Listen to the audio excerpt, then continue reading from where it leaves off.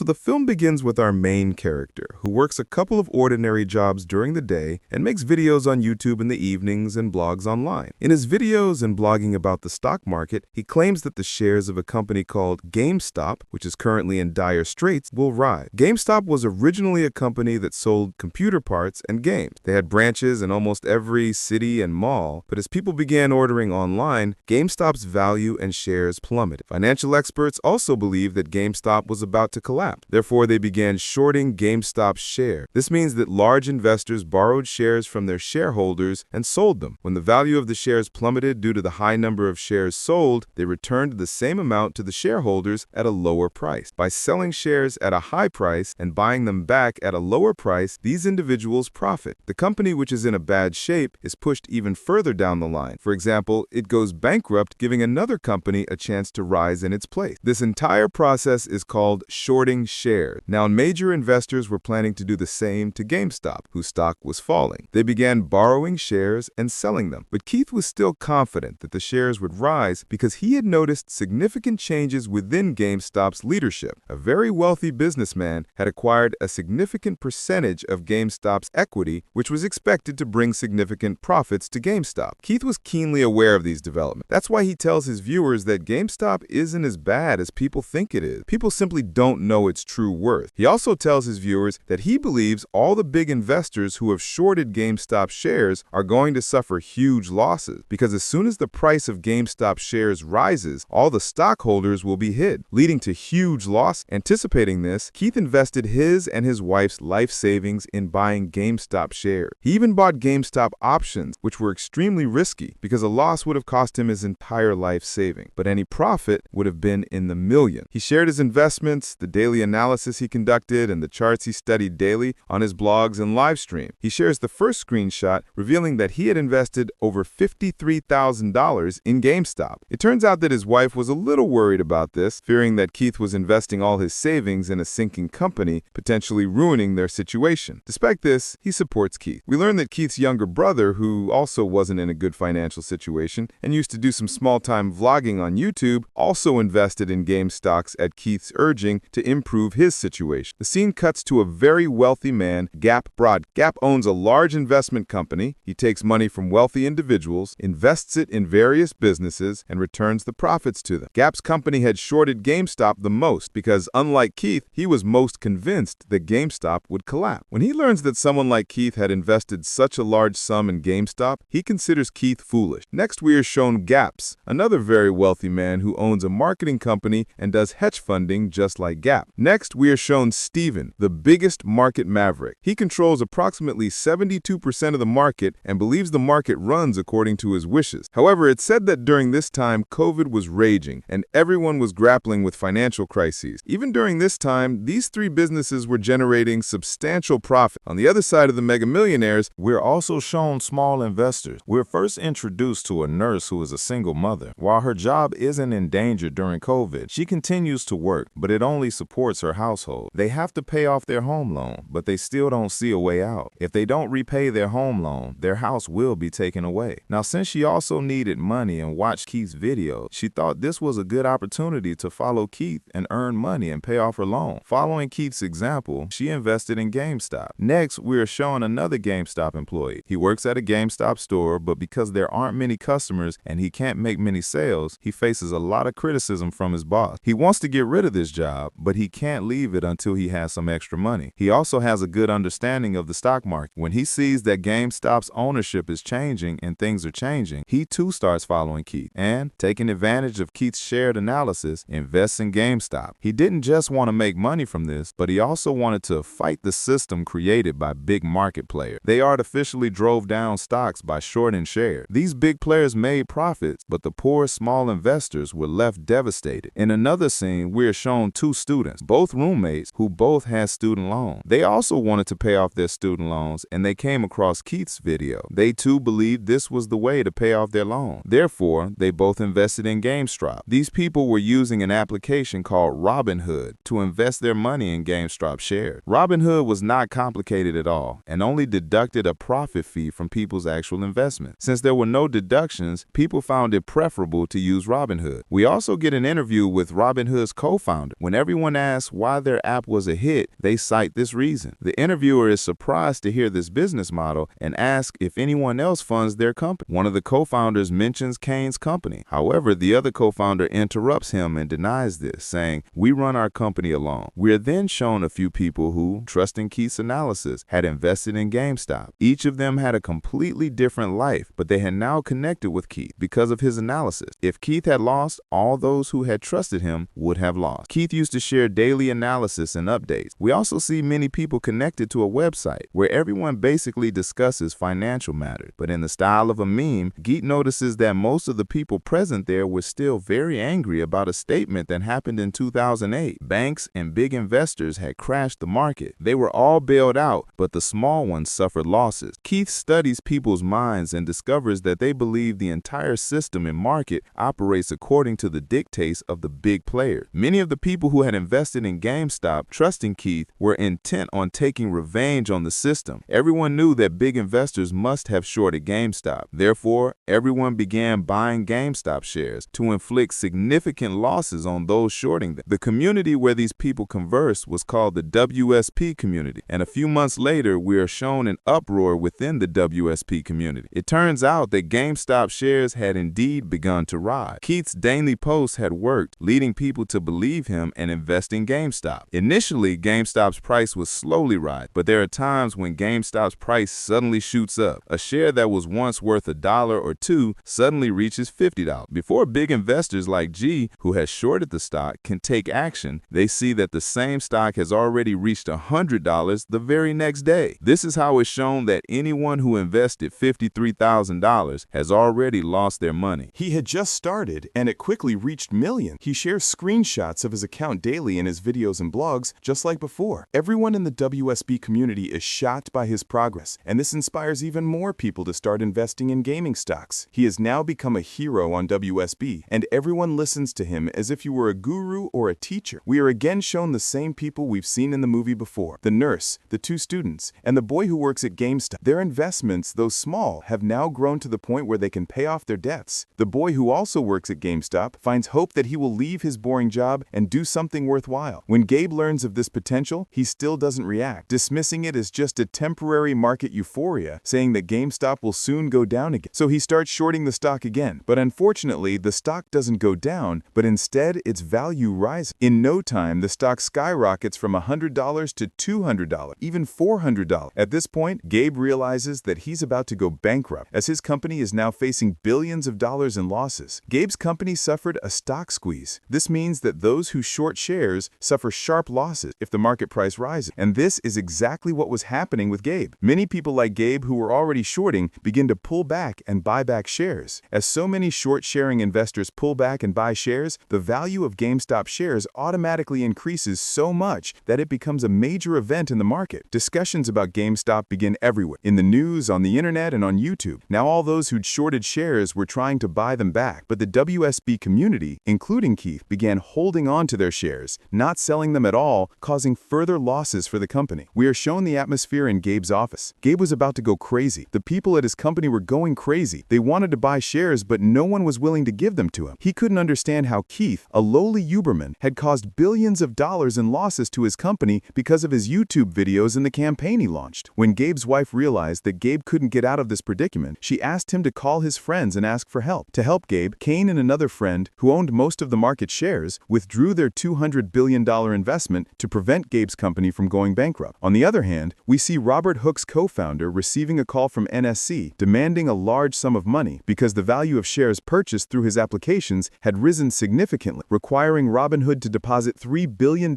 as a deposit with NSC. If Robinhood's founder hadn't done so, NSC could have shut down his application. He becomes upset and explains that Kane also holds shares in our company and that he would speak with him and call back. It's shown that Robinhood's founder had disabled the buy button for GameStop shares. As a result, everyone was unable to buy GameStop shares, leading to widespread anger. People began selling shares rapidly and even staged a protest outside Robinhood's office. As a result of this surge in people selling shares, GameStop, which had previously reached $453, now falls to $140. Share values plummeted, driven solely by the Robinhood application. Those who had invested their money and were waiting for it to grow suffered significant losses. Public anger grew even more intense when large hash fund companies realized they were facing losses and attempted another market crash by enabling the Robinhood buy button. Those who were initially jubilant now began to feel sad again. Everyone assumed Robinhood had taken this action because of Citrial, whose owner, Kane, also holds shares in Robinhood. However, Robinhood's co-founder appeared in the news claiming that he hadn't acted at Citrial's behest. Due to the high share value, he had to pay $300 billion to NSC, and the company didn't have that much funding. That's why Robinhood had to take that step. Some people believed him, but small investors didn't believe him. Everyone felt they had been deceived, that Robinhood, which claimed to be a free market, had begun to rob people. This led to a boycott of Robinhood, resulting in significant losses for Robinhood. Throughout all of this, we see that Keith had remained completely silent for a long time. He hadn't posted any updates, nor had he blamed anyone, nor had he expressed his view. Much later, he posts a post on his blogging website and uploads a video to YouTube explaining that he bought more shares as soon as GameStop shares fell because he still believed GameStop would rise. Keith becomes a topic of discussion once again at WSP, and people begin to follow him even more. As his actions further increase public trust in him, people realize that Keith doesn't follow market principles. By not selling his shares despite the losses, he has considered everyone, including small investors. Keith becomes a hero in the investment market. Little did Keith know that his post would escalate the issue so much. GameStop shares begin to rise again, and many people suffer losses. The case becomes so serious that it reaches the courts. A committee is formed, consisting of judges and financial experts, to examine the fundamentals of GameStop.